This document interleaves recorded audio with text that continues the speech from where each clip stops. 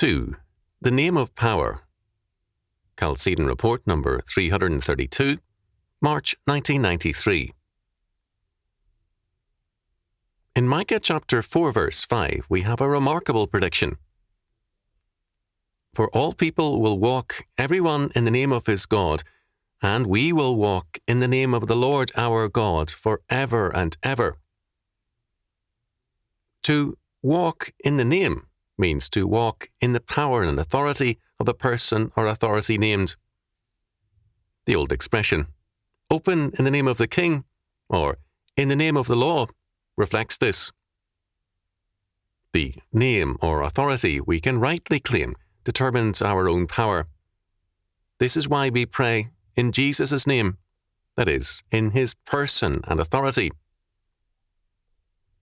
E. W. Hengstenberg long ago saw the meaning of Micah chapter 4 verse 5. He wrote, "The lot of every people corresponds to the nature of their God. If your God is yourself or mankind, your authority will be a limited and poor one." The growing impotence of too many churches is due to the fact that the nature of their God does not resemble that of the biblical God. Their God is limited, sentimental, and incapable of judgment or true redemption. Their God is small, weak, and ineffectual.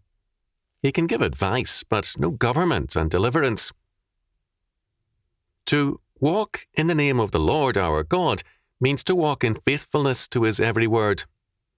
We cannot limit him by our modern notions of what a, quote, nice, end quote, God would do.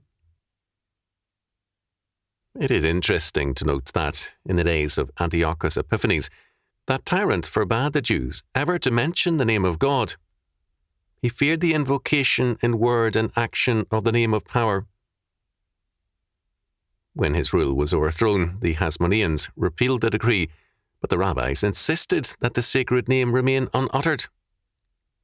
Thus, what the Syrian tyrant could not accomplish, the religious leaders did. To invoke the name of God, the triune God, is to invoke his presence, his law, and his power. From its Anglo-Saxon origin, our word, name, has always included the meaning to call or to invoke. When the apostles healed the sick, they did so in the name of Jesus Christ. This was an invocation of Christ's power by those who were ordained to serve him, and did so faithfully. Let us look again at Hengstenberg's statement. The lot of every people corresponds to the nature of their God. Because so many false gods govern men in the churches and out of them, we are surrounded by a world of cruel impotence. Wimps are dangerous because they are weak, cowardly, and devious. Thus, we no longer see, as was once common when two boys disagreed, a fair fight between the two of them. Instead, the goal is to gang up on the other when he is alone, and you have, quote, friends, end quote, to help you. On all sides, we have the viciousness of cowards and wimps. They are their own God, and their lives reflect that limited and evil nature. Those who worship and obey the living and triune God are the ones who confront the evils of the world in Christ's name and are more than conquerors through him, their Lord.